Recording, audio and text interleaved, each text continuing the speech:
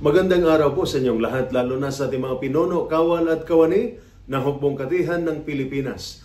Ako po si Father Dion ng Post-Catholic Chaplain ng Headquarters and Headquarters Support Group of the Philippine Army. At ito po ang salita ng Diyos, ang ating gabay.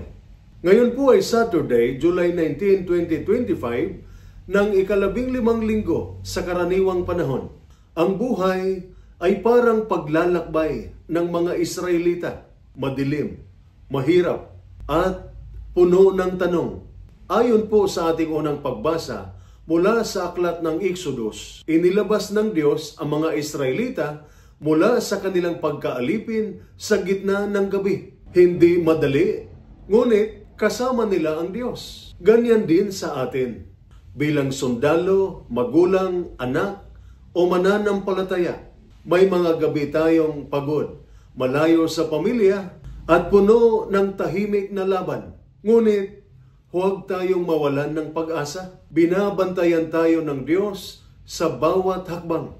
Sa ating ebanghelyo naman, si Jesus ay hindi gumanti ng galit noong siya ay hindi tinanggap ng mga tao.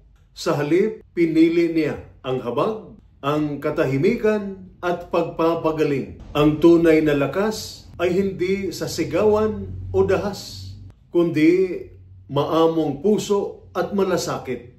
Kaya mga kapatid, sa gitna ng gulo, pagod at lungkot, manatili tayong maawain. Magtiwala tayo sa Diyos. Ito po ang salita ng Diyos, ang ating gabay. Manalangin tayo.